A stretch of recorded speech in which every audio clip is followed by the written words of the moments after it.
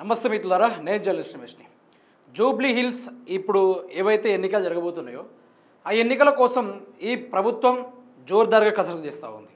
ఈ కసరత్తులో భాగంగా ఈసారి మనం ఈ ఎన్నికల గెలవకుంటే మనకు ఈ రాష్ట్రంలో మొదటి పతనము ఈ యొక్క జూబ్లీ హిల్స్ ఎన్నికల నుంచే మొదలవుతాయి. మన రాజకీయానికి ఫుల్ స్టాప్ ఇక్కడ నుంచే మొదలైతే అనుకుంటూ ముఖ్యమంత్రి రేవంత్ రెడ్డి తమ మంత్రివర్గంతో అధికారులతోటి భేటీ కావడం జరిగింది.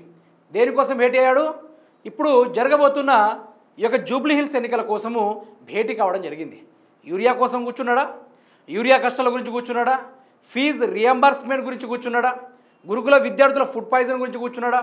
లేకుంటే రాష్ట్రంలో ప్రజలు ఏవైతే ఫేస్ చేస్తున్న సమస్యలు ఉన్నాయో ఆ సమస్యల కోసము ఆ అధికారులతో సమీక్షించిండా, పరిష్కరించిండా అంటే అదేం చేయాలా? మీకు ఒక్కటి గమనించాలి, ముఖ్యమంత్రి రేవంత్ రెడ్డి గారి కంటే ఎన్నికలు అనగానే ఒక రకమైన హుషారు వస్తూ ఉంది. ఎన్నికలే లక్ష్యంగా పనిచేస్తూ ఉన్నాడు. అది మన రాష్ట్రంలో ఎన్నికలు అయిపోయిన తర్వాతే ముఖ్యమంత్రి రేవంత్ రెడ్డి గారు పక్క రాష్ట్రాలకు కూడా ఎన్నికలకు పోయిండు. ఎన్నికల క్యాంపెయినింగ్ కోసం పోయిండు. మనకు సంబంధం లేకున్నా, మనల్ని పిలవకపోయినా మన తెలంగాణ రాష్ట్ర హెలికాప్టర్ని తీసుకుపోయిండు. మన తెలంగాణ రాష్ట్ర సొమ్మును కూడా తీసుకెళ్ళి ఇతర రాష్ట్రాల ప్రచారాలకు తగిలేసి వచ్చేసిండు. కానీ ఈరోజు ప్రజలు ఇబ్బంది పడుతుంటే దాని మీద రివ్యూ మీటింగ్ పెట్టలా. ఆ కామారెడ్డిలో వరదలు వచ్చి వాళ్ళు మునిగిపోయి వాళ్ళు చనిపోతే ముఖ్యమంత్రి రేవంత్ రెడ్డి గారు ఆ టైంలో బీహార్ ఎన్నికల ప్రచారంలో ఉన్నాడు. వరదొచ్చి వానొచ్చి మునిగిపోయి ప్రాణాలపై పంట నష్టం జరిగినా, ఆస్తి నష్టం జరిగినా కూడా ఆడ సరిగ్గా తినడానికి తిండి లేదు, గవర్నమెంట్ మమ్మల్ని ఆదుకోవాలని పలు మీడియాల ద్వారా గొంతెత్తి వేడుకుంటున్నా కూడా అక్కడికి వెళ్ళి బీఆర్ఎస్ ప్రత్యక్షమైంది కానీ ఈ యొక్క కాంగ్రెస్ పార్టీ ప్రత్యక్షం కాల. 15 రోజుల తర్వాత ఆడికి పోయి ఏం రేవంత్ రెడ్డి ఏమైనా క్లీన్ చేసిండా, ఏం చేసిండన్నట్టు ఆడికి పోయి గా తీరుని కూడా మనం చూసాం. అదే తీరుగా ఇప్పుడు సార్ గారు జూబ్లీ హిల్స్ ఎన్నికలే టార్గెట్గా, ఏందది జూబ్లీ హిల్స్ ఎన్నికలే టార్గెట్గా పెట్టుకున్నాడు. ఏమంటాడో తెలుసా? జూబ్లీ హిల్స్ గెలిపే లక్ష్యంగా పనిచేయాలి, పార్టీ విజయం కోసం ప్రతి ఒక్కరూ కృషి చేయాలి, పోలింగ్ బూతుల వారీగా ప్రణాళికను సిద్ధం చేయాలి, జూబ్లీ హిల్స్ డివిజన్లు ఇన్ఛార్జీలతో సీఎం రేవంత్ భేటీ. జూబ్లీ హిల్స్ ఉప ఎన్నికలను దృష్టిలో పెట్టుకొని సీఎం రేవంత్ రెడ్డి నియోజకవర్గ పరిధిలోని డివిజన్ ఇన్ఛార్జీలతో సమీక్ష సమావేశం నిర్వహించారు. ఉప ఎన్నికల్లో విజయం సాధించేందుకు అవసరమైన క్షేత్రస్థాయి కార్యాచరణపై ఆయన వివరణాత్మకంగా చర్చించారు. పార్టీ అభ్యర్థి విజయం కోసం ఎంతో పాటుపడాలి, మనం చేసిన కాయా కష్టాలన్నీ బయట పెట్టాలి, మనం ఇన్ని రోజులుగా మన నియోజకవర్గాల మనం ఎంత అభివృద్ధి చేశామో అంత అభివృద్ధి భరోసాతోటి మనం కొన్ని దొంగ మాటలు మాట్లాడాలి, ఆడికెళ్ళి బీఆర్ఎస్ ప్రభుత్వంలో మీకు ఏం రాలేదు, ఏం జరగలేదు అని మనం దుమ్మెత్తిపోయాలి అనుకుంటూ ముఖ్యమంత్రి రేవంత్ రెడ్డి గారు అధికారులతో అందరితో కలిసి అక్కడ ఒక స్పీచ్ పురాణం మొదలుపెట్టిండు. అంటే మనం ఎన్ని బూతులు మాట్లాడి ఎన్ని అబద్ధాలు మాట్లాడితే మనం ఈ యొక్క జూబ్లీ హిల్స్ ఎన్నికల్లో మనం గెలవగలమని ముఖ్యమంత్రి రేవంత్ రెడ్డి గారు మాట్లాడడం జరిగింది. అయితే అక్కడ తెలుసుకోవాలి మీరు, ఇదే ముఖ్యమంత్రి రేవంత్ రెడ్డి గారు ఎన్నికల ముందు ఏమైనా మాట్లాడతాడు, ఎన్నికలు అయిపోయిన తర్వాత అది వేరుంటుంది.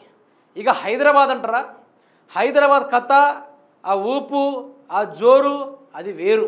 ఒకటే అంటారు, గల్ల ఎత్తి చెప్పుతున్నా, తొడగొట్టి చెప్పుతున్నా, దేకిలెంగి అనుకుంటూ ఆ యొక్క హైదరాబాద్ చుట్టూ ఆ సెక్రటరేట్ ఆఫీస్ దగ్గర నుంచి ట్యాంక్ బండ్ దాకా ఒకటే మోత. ఆ రేంజ్లో అక్కడ బీఆర్ఎస్ పార్టీ వేవ్ ఉంది. బీఆర్ఎస్ పార్టీ సారే కారే మళ్ళీ బీఆర్ఎస్ఏ అనుకుంటూ ఒక ఊపు మీద సాగుతూ ఉంది ఈ యొక్క హైదరాబాద్ యొక్క బీఆర్ఎస్ పార్టీ. ఆ యొక్క పార్టీ పైన ప్రజా ఆదరణ. అయితే ముఖ్యమంత్రి రేవంత్ రెడ్డి గారు హైడ్రా అనే పనిని పెట్టిరు. మీరు మర్చిపోయి గనక ఇదే రేవంత్ రెడ్డి గారికి ఈ జూబ్లీ హిల్స్ ఎన్నికల్లో ఓటేస్తే వీళ్ళు ఎట్లా మాట్లాడతారో తెలుసా మిత్రులారా? ఎట్లా అంటే ఒకటి అంటారు, ఇప్పుడు ఒకవేళ బీఆర్ఎస్ పార్టీ గెలిచినా మీకు ఏ అభివృద్ధి జరగదు అనుకుంటూ వీళ్ళు మాట్లాడుతూ ఉంటారు. నిజానికి వీళ్ళు గెలిచినా కూడా వీళ్ళ సొంత నియోజకవర్గాల్ని ఇప్పటి వరకు అభివృద్ధి చేసుకోలేని పరిస్థితి మిత్రులారా, గుర్తుపెట్టుకోండి. వీళ్ళ నియోజకవర్గాల్ని ఇప్పటివరకు అభివృద్ధి చేసుకోలేని పరిస్థితి. వీళ్ళు గెలిచిన తర్వాత ఎక్కడ నియోజకవర్గాల్లో ఎక్కడేసిన గొంగడి అదే విధంగా ఉంది. మళ్ళీ వీళ్ళు ఢిల్లీకి పోయిర్రు, ఢిల్లీ నుంచి కేంద్ర నిధులు ₹1 కూడా తీలే. అలాంటి వీళ్ళు ఇలా మాట్లాడతారు, జూబ్లీ హిల్స్ ఎన్నికల్లో బీఆర్ఎస్ కన్నా కాంగ్రెస్సే గెలిపియండి, మెరుగైన సమాజం రావాలంటే కాంగ్రెస్కే ఓటేయాలని ఈ యొక్క వాట్సాప్ స్టేటస్ లాంటి ముచ్చట్లు బాగా మాట్లాడుతారు. మీరు ప్రజలు ఇన్ కేస్ అదే మాటలకు లోనయ్యి మీరు చేస్తే అదే జూబ్లీ హిల్స్లా ముఖ్యమంత్రి రేవంత్ రెడ్డి గారు ఏ ల్యాండ్ మీద పడ్డా, ఏ బిల్డర్ల మీద కన్నుబడిందనుకో పక్కన ఉన్న చిన్న ఇళ్లను కూలగొట్టే ప్రయత్నం చేస్తారు. హైడ్రా అనేది కొన్ని వేల ఎకరాలకు కబ్జాలు చేసుకోవడానికి మెయిన్ బిట్లను లాక్కోవడానికి హైడ్రాను పెట్టారు. దాని ద్వారా చెరువు బాగుపడింది. మరి ఎంతలా చెరువు బాగుపడితే ఈరోజు కురుస్తున్న వర్షం తాకిడికి మీరు చూడొచ్చు, గుంతలు, డ్రైనేజ్ సిస్టంలు బీభత్సంగా నిండిపోయింది.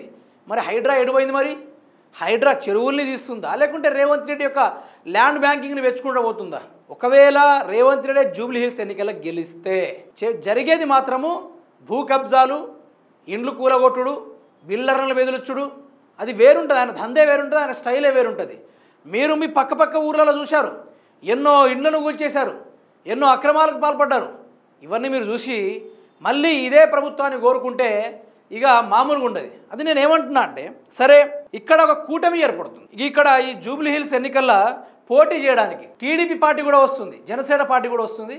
కొందరు కూటమి ప్రభుత్వంతో ఇక్కడ ఎన్నికలకు కంటెస్ట్ చేస్తూ ఉన్నారు. ఎంత ఖర్చైనా పర్వాలేదు, మనం జూబ్లీ హిల్స్ ఎన్నికల్లో తెలంగాణ జెండా ఎగరేయాలని అటు తెలుగుదేశం పార్టీ వాళ్ళు, లేదు మనమే జెండా ఎగరేయాలి, మన ఈసారి ఓడిపోతే ఇక ప్రజల్లో మన పరిస్థితి ఆగమాగమవుతుంది, వాళ్ళు నోటితో కాకుండా ఇంకో దేనితోటైనా నవ్వుతారు, మన పరువు పోయేటట్టుంది. ఎన్ని కోట్ల రూపాయలు ఖర్చు అయినా పర్వాలా, ఇంటికి 1,00,000 ఇవ్వండి, 10,000 ఇవ్వండి, 50,000 ఇవ్వండి, ఎంతైనా ఇవ్వండి, బట్ మనమే అధికారంలోకి రావాలి. మీరేమైనా చేయండి అనుకుంటూ ముఖ్యమంత్రి రేవంత్ రెడ్డి గారు మంత్రివర్గంతో ఆ యొక్క అధికారులతోటి కలెక్టర్ల సమక్షంలో మాట్లాడుతూ ఇదే మాట్లాడడం జరిగింది. వీళ్ళు ఉండడం వల్ల తెలంగాణ రాష్ట్రానికి ఏం ఒరగల, ఇప్పటివరకు గుర్తుపెట్టుకోండి, తెలంగాణ రాష్ట్రానికి ఏం ఒక్కటి కూడా ఒరగల.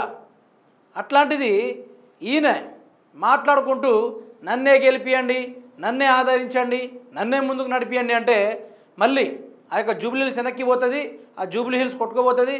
మాగంటి గోపీనాథ్ గారు మరణించిన తరువాత కష్టకాలంలో కూడా అక్కడ ఉన్న కార్యకర్తలు మేము మీ కుటుంబంతోటే ఉన్నామంటూ వెన్ను తట్టి నిలబెడ్డారు తప్ప ఏ ఒక్కరు కూడా కాంగ్రెస్లో వెళ్ళిపోవడం, ఏ ఒక్కరు కూడా బీజేపీలోకి వెళ్ళిపోవడం, ఏ ఒక్కరు కూడా వేరే పార్టీలకు వెళ్ళిపోవడం అట్లాంటివి చేయాల.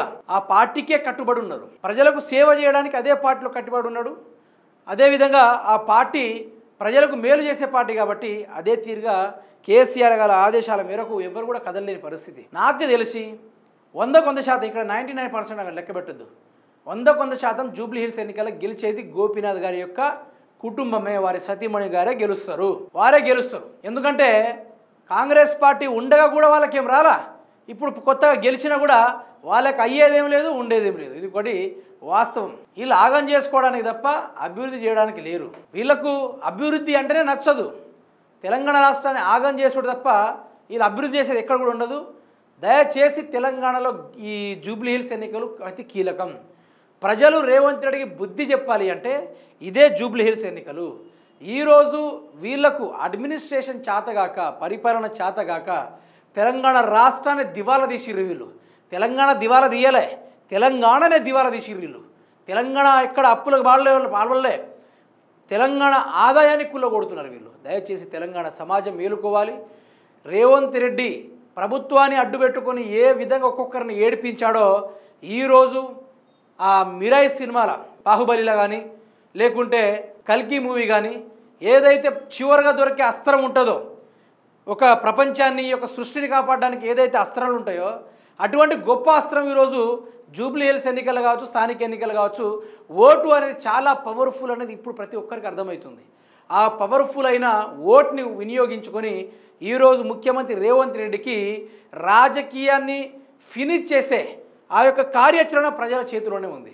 దయచేసి తెలివితోటి ఆలోచించి రేవంత్ రెడ్డి గారికి బుద్ధి చెప్పాలి, ఎట్టి పరిస్థితుల్లో బుద్ధి చెప్పాలి. ఎట్లాంటి వాడు తెలంగాణ రాష్ట్రానికి ఉండడం వల్ల చీడ పురుగు తప్ప ఏం లేదు. ఈయన వల్ల ఎంతమంది తెలుగు బిడ్డలు ఈరోజు నిజానికి ఘోరాతి ఘోరంగా లెక్కలేని విధంగా తెలంగాణ రాష్ట్రంలో రోడ్ల పాలవుతూ ఉన్నారు.